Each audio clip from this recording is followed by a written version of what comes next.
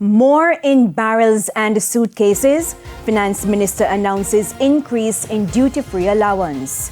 Good evening and welcome to Primetime News on air and online at onespotmedia.com, and a special welcome to our viewers on TVJ International in the Cayman Islands. I'm Andrea Chisholm. Also this evening, Prime Minister still thinking about separate ministry to tackle violence. And man suspected of killing 2 children in St. James charged for murder.